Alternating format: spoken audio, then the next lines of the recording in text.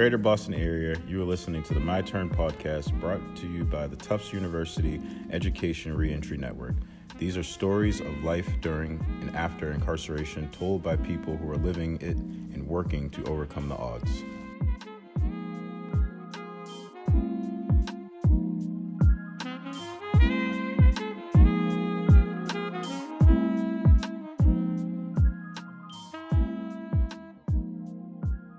You know, there's one thing that I've learned while incarcerated prior to, doing any type of college programming. Spent some time in DDU. My time in DDU, solitary confinement, was a pivotal moment in the sense that that's the time that I actually took reading serious. I also found that the more I read, the more I got upset because I found the less I knew. And I thought I knew a lot already. As a young person, we grow up believing that the world is ours, that we're infallible, that nothing can touch us. That's how it was with me when I first started to read in solitary confinement. And there was so many days that I literally threw a book at a wall because I got upset. I got upset about what I was learning and how it was just waking up so many different parts of my brain that I hungered for more knowledge. And I could at least take charge of this moment and become the best of myself. I'm growing from trauma. I'm becoming what I need to be.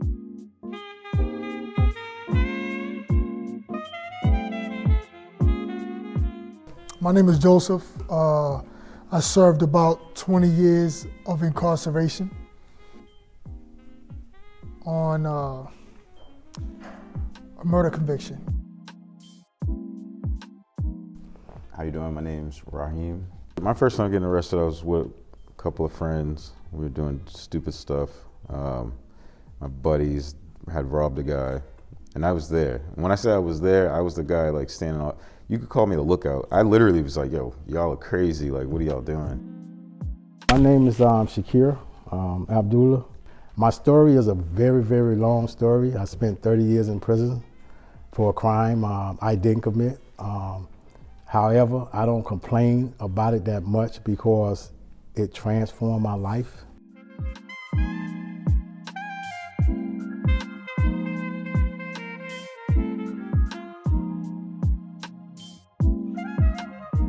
The fact that I didn't stop it, I regret, but I was like 15, I was young, and we all get caught, and that was the beginning of, dealing with courts and all that. It was crazy. It is really nerve-wracking for individuals after they complete their first 15 years to be eligible for parole, in the sense that anything can happen after that. Back and forth for, misdemeanors left and right, get arrested back when weed was illegal. I've been to jail for weed, for a little bit. I had a warrant, I get pulled over in Brookline, I go to jail in Brookline, I stay the night there, they transfer me to Nashua Street, and I stay the night there. I stay the whole day night there, and that was like a whole nother thing, because by the time I actually do get to Dorchester Court, that was just enough to have me just not want to ever deal with that again.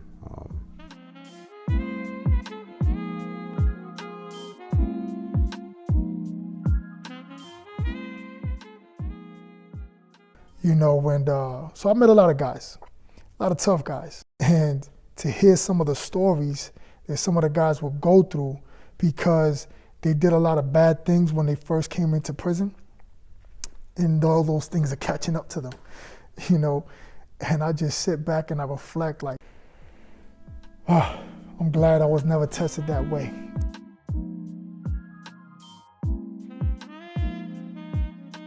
My journey is a whole journey of just transformation in a lot of obstacles and misfortunate situations, and to come out better than it was before I went into education I'm very fortunate. So.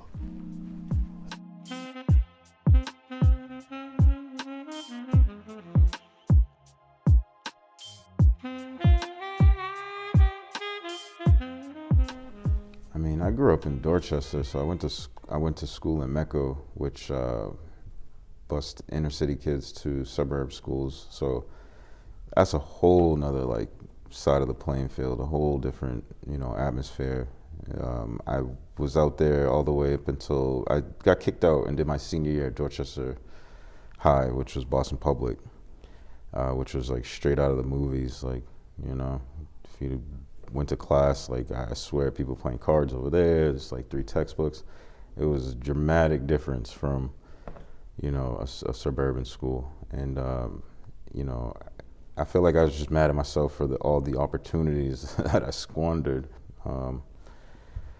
But, you know, after I went to school there, I still didn't even graduate. When I got done with that, it was just like a joke. And I went right after that and got my GED. When I think about all the things that my mom was going through and we were going through as a family and the education I was getting from school at the time, that education really wasn't addressing what I was going through. So anyway, I ended up dropping out of high school, I think in the 9th grade. The very next year, at the age of 16, I went to the University of Alabama and got a GED. And even after I got the GED, I still didn't utilize it in terms of, you know, expanding my education, because there's social orders in America. You know, early on, I knew like if I wanted to go to college, I had to figure out some way to get money or some grants or some type of, you know, I'm great at basketball or some type of something to help me get through this process that, you know, for other people it was super easy. It was, you know, before they were born, it was taken care of. So like, I just knew from the beginning the odds were stacked against me for school. But as far as like wanting an education, it's like everybody wants education, but how much do you want it if you go somewhere that they don't want you to want it? You know what I mean? So that's what I had to deal with.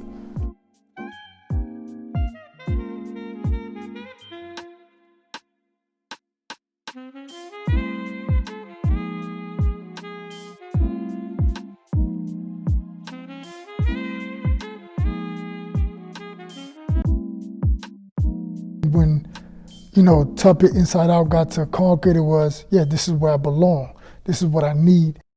I started taking college courses when I was transferred to Louisiana, and they presented a college course on business management. So that's when I first started taking college. I thought it was fun. I thought it was exciting. I thought it was a challenge. You know, I got good grades. And then I was brought back to Massachusetts, and I was trying to get put to Norfolk, you know, so, because that's the only place that they had college inside prison. So that was my objective. Let me get to Norfolk. As much as I can try, I'm gonna always try. I got my lawyer involved in everything. It just wasn't, there was no budge. Then, you know, Hillary came, you know, for, you know, the first cohort Inside Out class, you know, and initially I didn't think I was gonna get in, you know, and then I did get in. When the college courses were offered, I wasn't initially accepted into the first cohort. I received a letter and they told me I hadn't been accepted. So the following week, I got another letter that I didn't receive. I went to the law library, and one of the officers asked me, he said, "Did they call you for school?" I said, "No." He said, "What's your name?" And I told my name, and he went to the end of the hallway and came back. He said, "Yeah, they called you for this class." And so I went down there, and it was the college class. And so that's how I initially ended up getting in the class. For me, it was a little bit different. So then I got in, me and another guy, we was in the law library, we was writing something up. And the principal came to me, he said, "Hey, you want to do the interview?" And I was like, "Yo, I'm in shorts. And I got my dog." He's like, "Bring your dog. Doesn't matter about the shorts. Just go on in there." And I went in there, Hillary was sitting there and another staff member, and, you know, we got to talking. And I got accepted like a couple weeks later. And I mean, that experience alone, you know, the Inside Out classes just was great.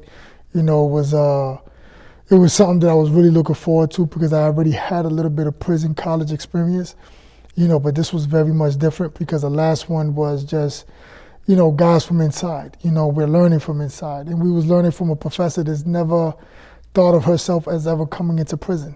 you know, so she came in with her own hangups, you know, and then when I got to the Tufts, it was just very different. You know what I mean? It was inside out. We had Medford students in there, and it was a great collab, you know, the best it could be possibly made inside prison. I don't believe in anything as being haphazard. I think that was all designed to be that way, even though I didn't have no input in it. So this is how I end up getting involved with the college program on the inside. Yeah. You know, in prison, a guy coming in or a woman coming in and knowing that they could get good time credit, a deduction off their sentence, if they do a certain amount of programs a year, that's a hustle. They're hustling their way through the system, doing everything possible just to get home so that they could get back into the mess they probably was in before. The difference with, I think, the difference with what Tuppet is providing is the opportunity of MyTERN, because it's a program that exists within prison, but there's an extension to that program upon release. You know, no other prison program is providing that, and that's the big difference. You know, so you have an opportunity to educate yourself while there and then be a part of a community when you get out. And knowing that that exists, that right there changes their whole hustle. We met a lot of good people, and it was certainly some that we expected every week, like, yeah, I can't wait till next week when class comes again. You know, so it also helps the time go by faster, you know, because if you're just sitting with the same monotony every day, time seems to drag. But if you have something to look forward to, you know, if it's not a visit, then at least it's college class. And that a lot of times to go by a lot faster, you know.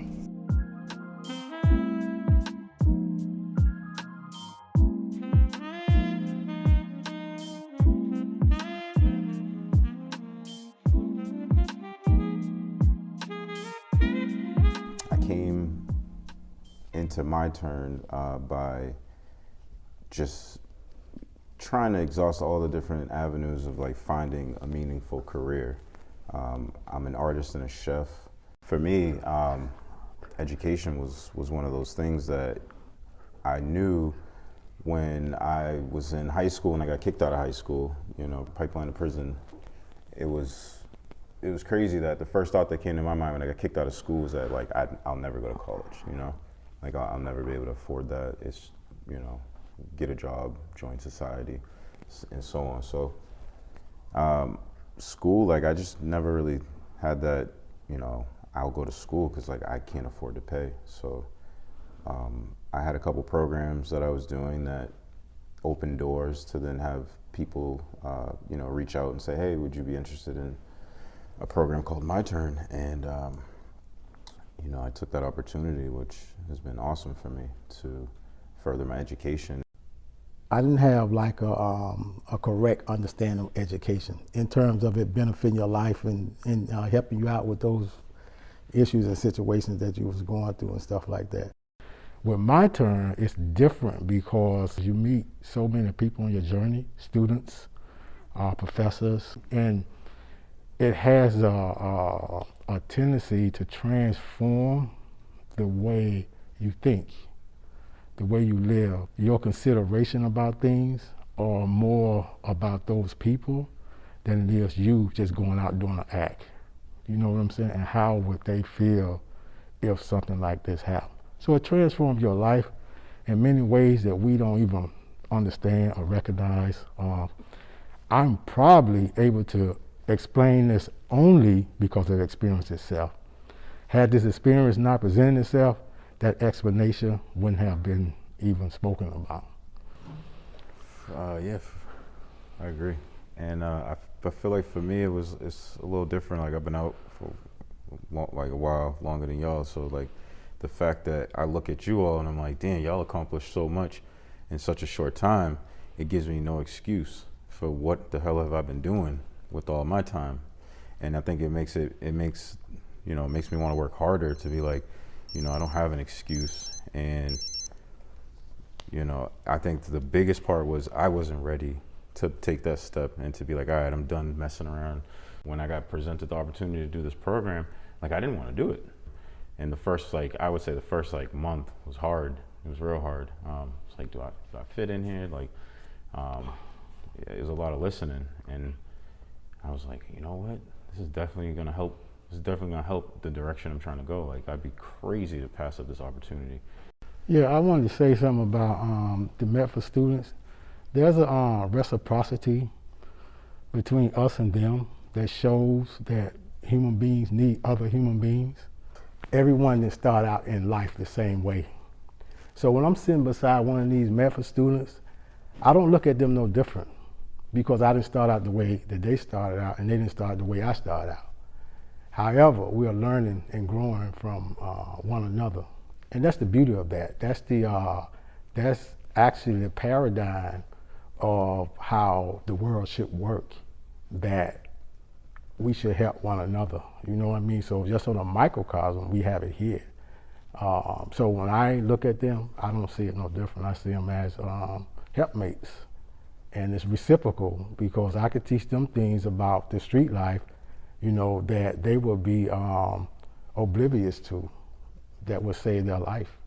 And they could teach me things about college that I'm oblivious to that might help your grade. Yeah, help me. Yeah, absolutely. Help my grade. Yeah, absolutely. You know, so I think that experience itself, for me, is unique. Yeah, I think I'm still here because of the support. It's been tremendous to get support that I never asked for and never even thought I could get, as far as like just people believing in me and, you know, not wanting to let down my classmates, you know, like it's like a lifeline for me. I just don't want to waste this opportunity. And that's very important too, because again, it goes back to our own experiences. We all come from, you know, diverse backgrounds. You know, we know what we know. You know, I think that there's a great exchange here because whereas I might not know how to, even though I know Venn diagrams, but let's just say I don't know Venn diagrams and I'm asking a Medford student, hey, help me out with this. You know, when it comes to talking about what they want to know about prison, I got all the details on that, you know, like I know the nuances, you know, like all those little things that, you know, some people would never even try to understand or think that there was a great difference, but there is, you know. I like that, sitting next to these Medford students, like 5 years, 10 years, 20 years, like they're gonna be people that have positions of power that learn from this, you know, environment that we're all in, you know, that's gonna change the perception that society makes normal, that society upholds with all the stuff you see. You know, a lot of people believe what is on TV and social media, like that's how they live their lives. Like it explains, you know, you're driving behind somebody and they're driving super slow and you're like, yo, what are they doing? They're not paying attention. You know, they're on their phone. They're not paying attention. They're lost, you know? And I feel like with this class, like it's awesome to be able to be a part of something that, like, I hope you guys get to a place where you see somebody that reminds you of me and you give them a chance to prove you wrong, you know what I mean? Instead of just acting on that, you know, oh, this person's probably no good, and you treat them accordingly. Like, this class is cool because, like, everybody, nobody, I didn't feel judged at all in this class. Like, I really felt welcomed, and I know that, like, that changes, you know, a manager. You got to hire somebody. Like, you all will have a different look on people that look like me, you know? It's no us without you guys. There's no you guys without us.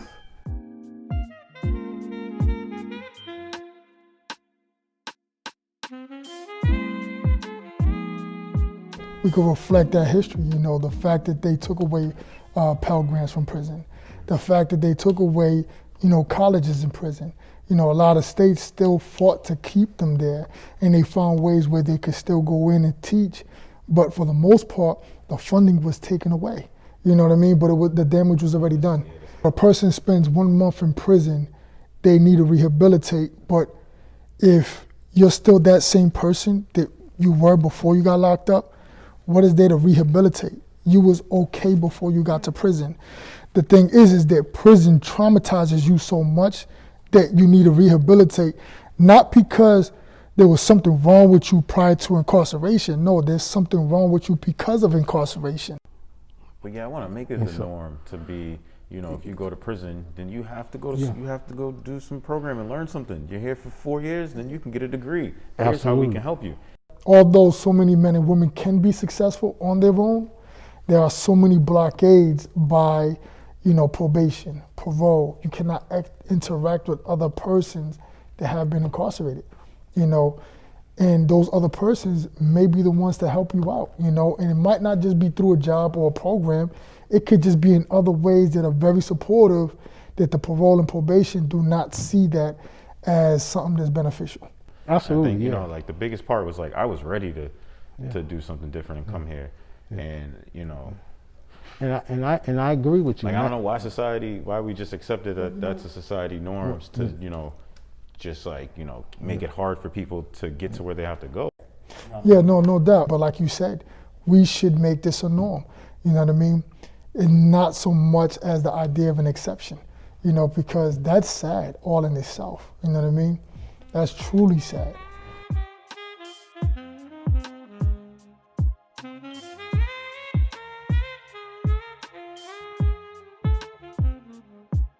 There is human resilience in every human being, and that they only just need to be given the opportunity. Both of you all are getting out like with your feet running, like accomplishing things, you know.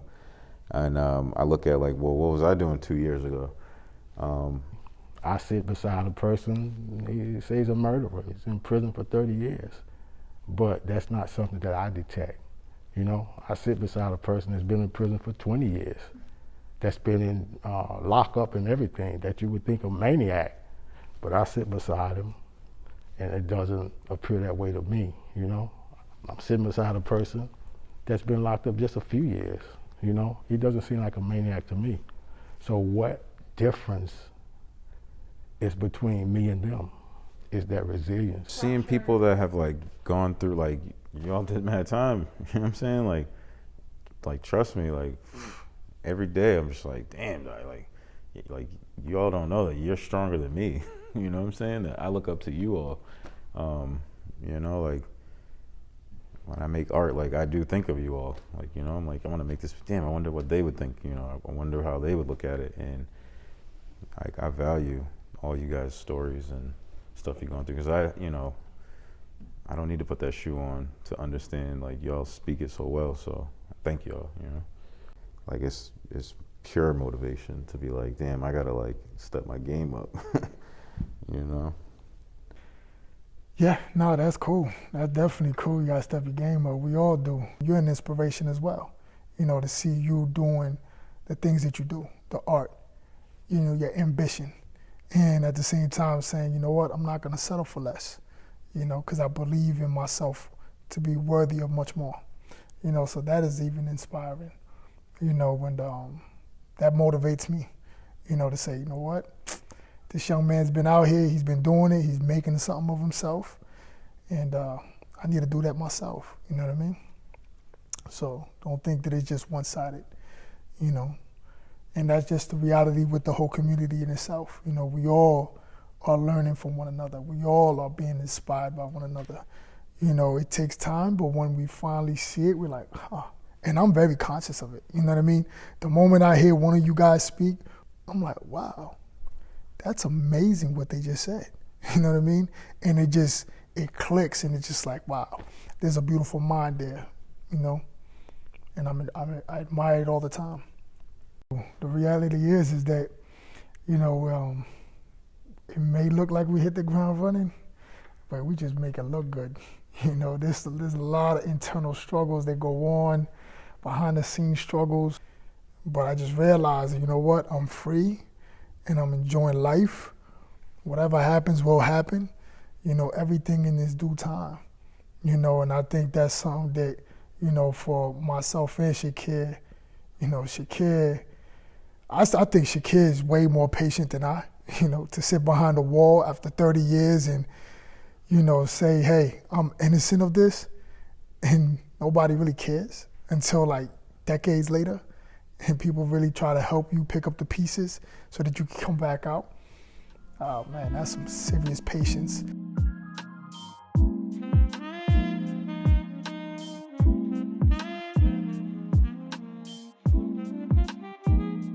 While incarcerated, you hear a lot of stories of a lot of guys that come home after doing an excessive amount of time.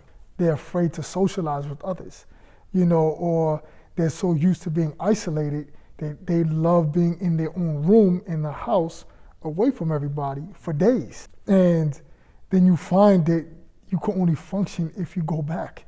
But you don't register that. That's a seed in the thought that just sits there until you go back to prison. And then you're flourishing all over again behind the prison walls. So having MyTERN as a duo, college and reentry, where we're able to build this type of community, it's very supportive for us. Going to prison was very important to me because it added another dimension. It added another dimension to my education, which redefined my whole life. Like seriously, take advantage of this. Think about your future. Get to Boston when you get out. Even if you live in Springfield, Holyoke, get to Boston. If you got to go to another state, think about the possibilities of staying here. You know what I mean? Just to take advantage of this opportunity that truly is once in a lifetime. Everything just came together and made this beautiful dish. Being chef-minded, everything works. So it's I'm so happy. And I'm so proud to be in class with you guys, with my, fellow students who've gone through stuff that's damn, that's life, and to learn from it. So, especially for individuals that have our background, of growing up in poverty, seeing violence all our lives, being traumatized, we don't have many opportunities where we could advance ourselves personally. And not only advance ourselves personally, but also find in it the tools to be supportive to others. And I think that's very important. And I think that's where we are today, from coming inside prison to MyTERN. Everybody's different. And I think me as an individual, it took that process and that path to get to the point where I was just I got to do something different. And it's crazy how when you start thinking that, when you say that, I wrote on how my bed is, I wrote on the side where the dresser is stuff that I can say, because when you say it, you believe it. When you believe it, it happens. It's put in the universe, I am strong, I am smart, I am beautiful, I can, all these, I can do it.